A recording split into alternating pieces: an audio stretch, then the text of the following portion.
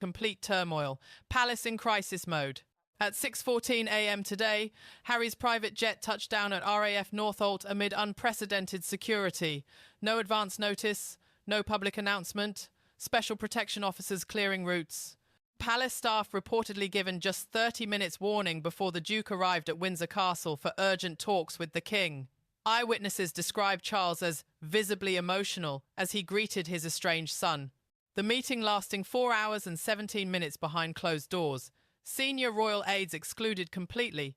Documents signed and sealed with the royal cipher. And most shocking of all, Harry spotted leaving carrying official papers bearing what appeared to be the royal coat of arms. Within minutes, emergency calls summoned Prince William back from Scotland and senior government ministers requested urgent palace briefings. Constitutional experts warning of potentially seismic developments within the monarchy. And as this extraordinary royal reunion unfolds, leaked palace documents reveal discussions about Harry potentially taking on a dramatically different royal role that no one saw coming. If you want to understand how this sudden royal realignment could reshape the monarchy overnight, hit that subscribe button now, because the situation is developing by the minute. Here's what triggered this extraordinary royal summit. For months, growing concerns have surrounded King Charles's health and workload. Not routine royal business, not typical schedule adjustments. Serious worry about the King's ability to maintain his demanding official duties amid ongoing treatment for an undisclosed condition. Palace insiders reveal Charles has been working reduced hours with increasing frequency. Public appearances carefully managed to minimize physical strain. Foreign tours postponed or shortened, while official communications maintain the narrative of business as usual. Those close to the monarchy have observed concerning signs. The Queen has increasingly represented Charles at events he would normally attend. Prince William's responsibilities have expanded significantly beyond his traditional role. Most telling has been the cancellation of several private audiences with government ministers' constitutionally important meetings rarely rescheduled. Behind closed doors, serious contingency planning has apparently been underway. The Privy Council's senior advisors to the monarch has met with unusual frequency in recent weeks. Constitutional experts have been discreetly consulted about various scenarios for managing royal duties should the King require extended treatment or recovery. What wasn't publicly known until now was that communication with Prince Harry had apparently been ongoing throughout this period, not through formal channels or official correspondence. Personal, private, messages between father and son discussing family concerns and potential constitutional implications. These behind-the-scenes discussions have now culminated in Harry's sudden return to Britain for what royal sources describe as discussions of the highest constitutional significance. The extraordinary scenes at Windsor Castle have left royal observers and constitutional experts stunned. Harry's arrival wasn't just unexpected, it was meticulously orchestrated to minimize public attention and maximize privacy. He entered through the private royal entrance normally reserved for the most sensitive official business, security arrangements typically associated with matters of state rather than family visits. Most significantly, the meeting occurred in the King's official study, where constitutional business is conducted rather than private apartments. Sources present in the castle, though not in the meeting itself, describe an atmosphere of extraordinary gravity as senior staff were instructed to ensure absolute privacy. What makes this encounter particularly remarkable is that Prince William was apparently not initially included, a departure from normal protocol for discussions with significant implications for the monarchy. Only after the meeting had been underway for over 2 hours was William reportedly contacted and requested to return immediately from Balmoral in Scotland. Most telling was the presence of Sir Edward Young, the King's private secretary, and Sir Clive Alderton, Principal Private Secretary, the two most senior constitutional advisors to the monarch. Former royal correspondent Jenny Bond explained the extraordinary significance on BBC News. These aren't arrangements for a simple family reconciliation. The presence of senior constitutional advisors, official papers, and the exclusion of other family members initially suggests something of constitutional significance rather than merely personal importance.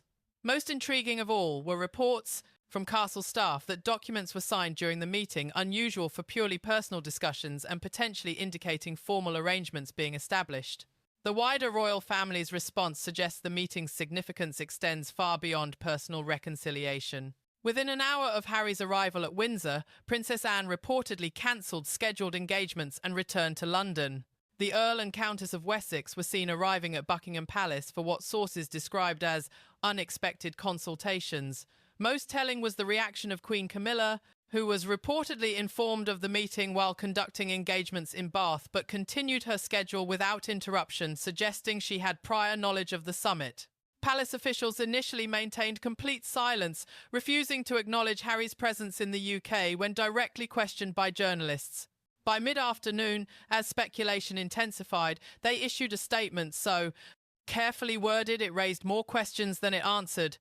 His Majesty is conducting private business at Windsor Castle today. The palace does not comment on the King's private arrangements. Not denial, not confirmation, just carefully crafted ambiguity. When pressed specifically about Harry's role, a palace spokesperson gave the most intriguing non-answer. The Duke of Sussex's position within the royal family remains as previously stated. Any changes to working arrangements within the royal family would be announced through appropriate channels at the appropriate time. The deliberate reference to working arrangements and the qualification about timing immediately triggered speculation about potential changes to Harry's status. By evening, government ministers were reportedly requesting urgent clarification from palace officials, an extraordinary step suggesting constitutional implications beyond family matters. Former Royal Communications Director Paddy Harverson noted on Channel 4 News, "When government ministers seek urgent briefings about a royal meeting, this clearly transcends family reconciliation. Something constitutionally significant appears to be under consideration." Meanwhile, public reaction to Harry's return revealed a nation deeply divided yet intensely interested in royal developments. Margaret Wilson, a 72-year-old retiree from Yorkshire, told regional reporters, "Whatever's happened between them, he's still the King's son. If Charles is struggling health-wise, maybe it's time to put differences aside." James Thompson, a 38-year-old teacher from Birmingham, expressed similar sentiments. Families should come together during health challenges. If Harry's returning to support his father, that's surely a positive step regardless of past disagreements. Social media erupted with competing hashtags, including #HarryReturns and #RoyalReunion, trending alongside more skeptical tags like #PRAmbush. Royal commentators noted the timing coincided with several major newspaper editorial deadlines, maximizing coverage in tomorrow's print editions.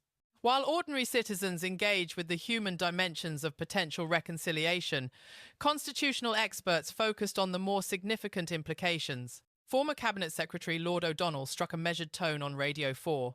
While there's natural public interest in family dynamics, the constitutional dimension is potentially more significant. If there are discussions about redistributing royal duties during the King's treatment or recovery, that has implications beyond personal relationships. This isn't celebrity gossip anymore. This is a nation contemplating potential changes to its most enduring institution during a challenging transition period. Polls conducted over recent months consistently show 67% of Britons believe the monarchy faces significant challenges adapting to modern expectations, with 58% expressing concern about the burden of duties on aging royals. The public interest isn't just tabloid curiosity, it's genuine concern about the sustainable future of a central national institution. But then something extraordinary happened that sent shockwaves through royal watchers and constitutional experts alike. At precisely 4:45 p.m., multiple credible royal sources simultaneously confirmed to different news organizations that Harry's discussions involved potentially taking on a temporary but formal working role, supporting the King during his ongoing treatment.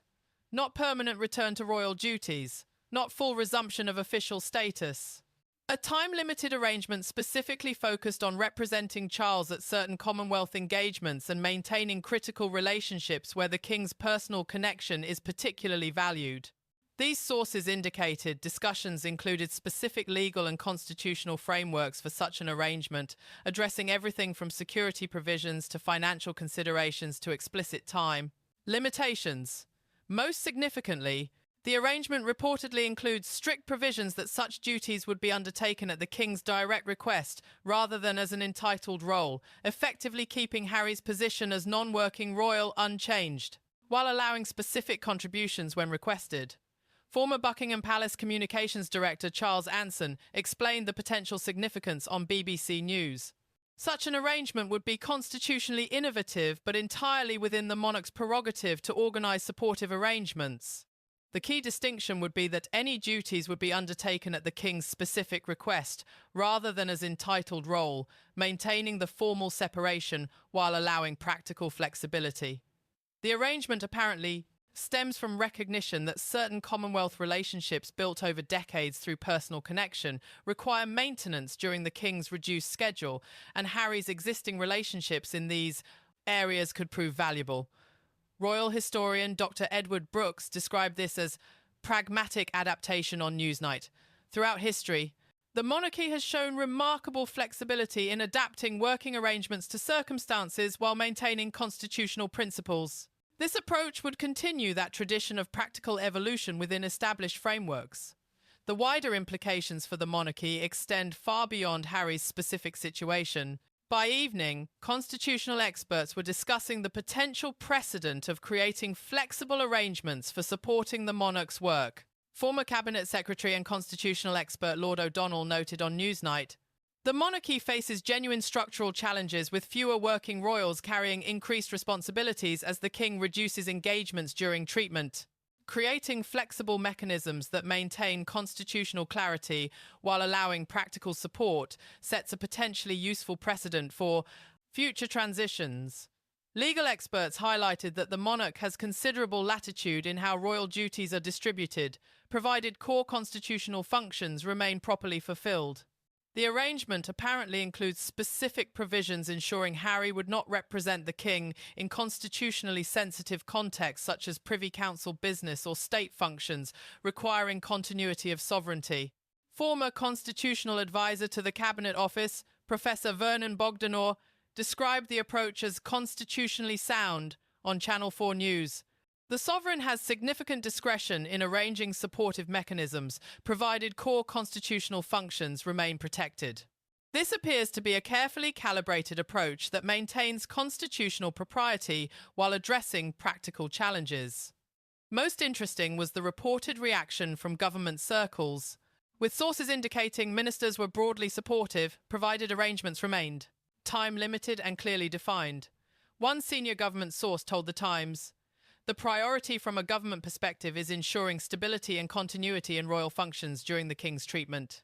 If temporary arrangements support that goal while maintaining constitutional clarity, that pragmatic approach serves the national interest." Inside royal circles, reactions have reportedly been mixed, but generally understanding of the practical considerations driving discussions. Sources close to Prince William describe his position as supportive of arrangements that assist the king while emphasizing the importance of clear parameters and time limitations. Princess Anne, known for her practical approach to royal duties, is reportedly fully supportive of flexible arrangements that reduce pressure on Charles during treatment. Most significantly, Queen Camilla is described as having played a crucial behind-the-scenes role in facilitating renewed communication between father and son. Palace staff report a measured approach from senior officials, focusing on practical implementation rather than personal dynamics. One royal household insider described the atmosphere as professionally focused rather than emotionally driven. "This isn't about family reconciliation per se," they revealed. "It's about practical arrangements that serve the institution during a challenging period." Most telling was the apparent involvement of Sir Christopher Gite, former private secretary to Queen Elizabeth II and respected constitutional expert, who has reportedly advised on precedents and parameters for temporary arrangements. Palace legal advisors have apparently been consulting historical examples of flexible duty arrangements dating back to George VI's period of ill health and Queen Victoria's period of seclusion, demonstrating the monarchy's long tradition of pragmatic adaptation during challenging transitions. Former royal household staff member Charles Edwards described this approach as characteristic institutional pragmatism on Radio 4's PM programme. The monarchy's extraordinary longevity stems partly from its ability to make practical adaptations while maintaining constitutional fundamentals. This appears to be another example of that institutional flexibility. But here's the most intriguing dimension that could have lasting implications beyond immediate arrangements. Multiple sources confirm that alongside discussions about temporary duties, broader conversations occurred regarding Harry's long-term relationship with the monarchy. According to 3 separate sources familiar with discussions, while the primary focus remains time-limited practical arrangements during the King's treatment. The meeting also addressed potential frameworks for a more sustainable long-term relationship. These conversations reportedly acknowledge the reality that total estrangement between a monarch and his son serves neither family nor institutional interests. While sources emphasize no decisions were made regarding permanent status changes, the discussions apparently established communication channels and consultation frameworks that might facilitate more constructive engagement moving forward.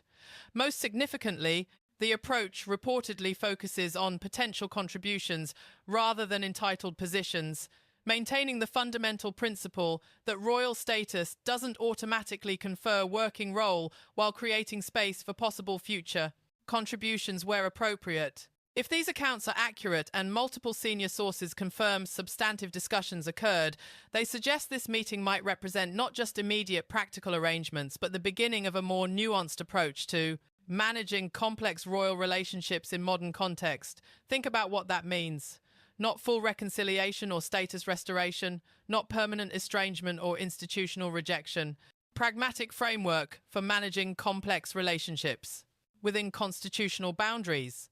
When asked directly about longer-term implications, a palace spokesperson gave an answer that effectively confirmed substantive discussions while maintaining necessary ambiguity. His Majesty maintains appropriate relationships with all members of the royal family. Specific arrangements evolve according to circumstances and requirements. Former Royal Press Secretary Ailsa Anderson explained the significance on Sky News. The monarchy has always balanced constitutional requirements with family dynamics. This appears to represent practical evolution in managing that balance during a particularly challenging period of transition and treatment. Meanwhile, media coverage of Harry's return has highlighted the extraordinary public interest in royal developments, while often missing the more significant constitutional dimensions. Rather than simply reporting family reconciliation narrative, more sophisticated analysis recognizes the genuine institutional challenges facing the monarchy. Writing in The Times, constitutional expert Professor Robert Hazell observed, "The monarchy faces structural challenges entirely separate from family dynamics.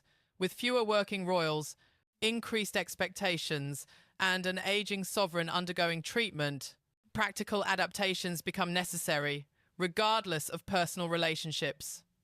Financial Times analysis focused on governance implications rather than personal drama. The monarchy functions as both family and institution. While media narratives prioritize interpersonal dynamics, the more significant dimension involves constitutional continuity during sovereign health challenges. The contrast between substantive analysis and sensationalist coverage couldn't be starker. While tabloid headlines focus on royal reunion drama, institutional specialists discuss constitutional adaptation during transition. This isn't celebrity gossip despite media framing. This is practical evolution of a central national institution during a challenging period. As respected royal commentator Robert Hardman noted on Radio 4's World Tonight, the monarchy's history is filled with practical adaptations to challenging circumstances.